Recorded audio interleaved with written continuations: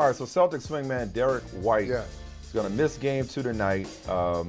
He's going to be back in Boston for the birth of his child. Averages 11 points, 3.5 assists, 3.4 rebounds. And the Celtics are 9.5 points per 100 possessions better than their opponents when he is on the floor. That's the best of any regular. So this is a significant loss. On the bright side for Boston, Marcus Smart is back, and so is Al Horford. So they'll have those two guys back that they missed in Game 1. But I want to focus in on Derrick White, Michael, because you hate to look at a tweet or two or one response or two and think that it's representative or reflective of a larger group of people. But I can't imagine anybody anywhere that considers him or herself to be an actual human being doing anything other than congratulating and applauding Derrick White for prioritizing the birth of his child over a potential birth in the NBA Finals. This could nice. The Celtics could end up being down 0-2. Thank you. I see that on the page. The Celtics could be down 0-2 for more reasons than just Derrick White. I mean, he's valuable, but I mean, come on, if they lose, it's not going to just be because he wasn't playing. They could be down 0-2, and maybe that costs them an opportunity at a championship this year. But talk about once-in-a-lifetime opportunity to see the miracle of life. I mean, I think of it this way, for those that do have an issue with it and do think that he's somehow letting the team down. I mean, maybe there's a boogeyman I'm arguing with right now. But nonetheless, anybody that's even got the slightest bit of an issue with him choosing to be with his family for the birth of a child, you don't have children, because if you have children, you understand. So you don't have any children, number one. Number two, if you do have if you do have children and you have a problem with it, you don't love them very much. No, and your relationship with them is probably toxic.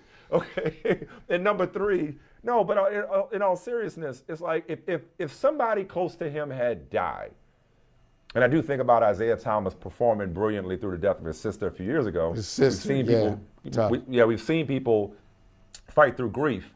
But if somebody close to Derrick White had died, I doubt that there would be any criticism of him missing Game 2 in response to death.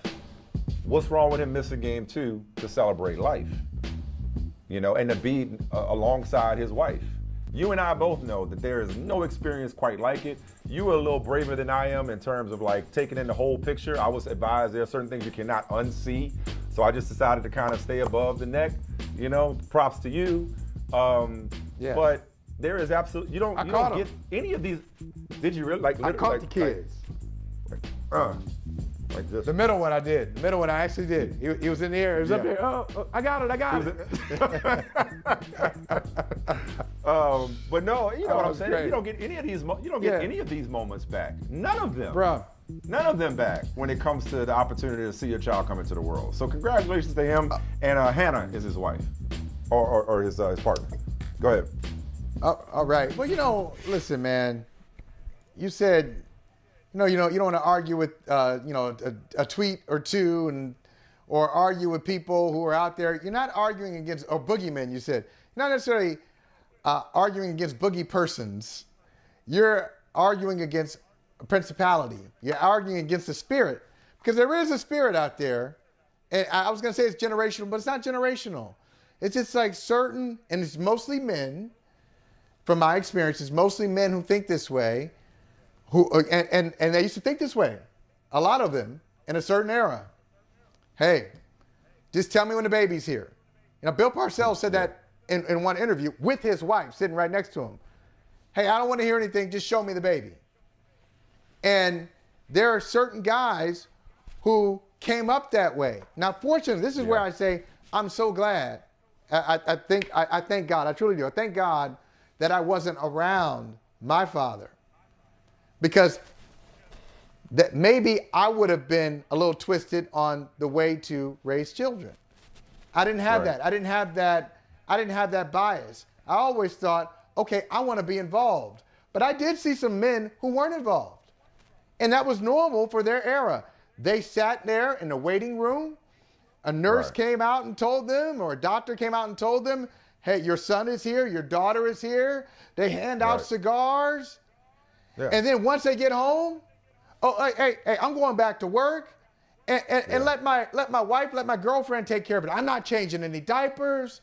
I'm not walking around. I'm not burping the baby. I'm not doing any of that. That's women's work. So there's a certain thought, people who think who think like that. And when they look at it, and we have people in the media. I remember Mike Francesa on WFAN having a hard time thinking, wow, a guy is on paternity leave. What's he gonna do? Yeah. The baby's already born. What's he doing? Get back to work. Yeah. It might be that deep for some people. It might be that deep for some people. That's. It might just be a surface level. Like, well, what's more important than chasing an NBA championship? I mean, we got a very warped and twisted. That's pathetic. You know. Yeah. Well, I mean, but I think I would venture to say, Michael, that I'm just gonna guess. Now, maybe I'm giving those same boogeymen and that spirit too much of a benefit of the doubt. I would venture that for most people, it ain't as deep as like what's man's or woman's work or whether you should be there for your children. It might just be like, well, can't you like just catch up with the kid later? Like, do you have to be there? Like, can't you just be there for your other family? Can't you be there for the Celtics family? FaceTime this Can't thing? you FaceTime it? Can't you FaceTime? And honestly, to each his own. There are some players who I'm sure would make the decision to stay with their family. There are some who have. I'm sure. Can't think of them off the top of our head, but there are plenty of players who have missed the birth or births of their children in order to be with their team. Some have, but I just wouldn't. Once again, I don't like the idea of disrespecting somebody's choice to be with his family.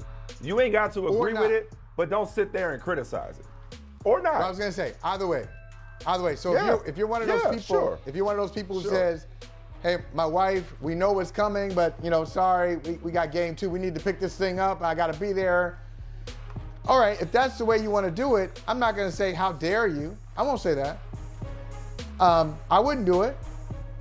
As a matter of fact, my wife reminds me often that I didn't take enough time. Now, I was there. Now, all of my kids, it just so happened. All of our kids were born on Saturday. All 3 of them born on Saturday. So wasn't necessarily like a Monday or Tuesday. It wasn't like, oh man, wait a minute, I'm on my way to work. I just happened to be off. You were conveniently off. Days. Yeah. So born on Saturday. You but I didn't go back to work on. You and Oni left a Celtics game to bring this full circle. Yes, we did. When Robinson was born, we right? Left the Celtics game. It was Robinson, right? It was number 1. Yeah. Robinson. You left it. So there you go. Great. So you set the example for Derrick White anyway. There you go. So there's precedent here. There's precedent. Oh, man. There's precedent. Those are some good seats, though. Hey, thanks for watching Brother from Another on YouTube. Make sure you hit subscribe before you leave, and be sure to watch us 3 to 5 p.m. Eastern Time on Peacock. Appreciate you.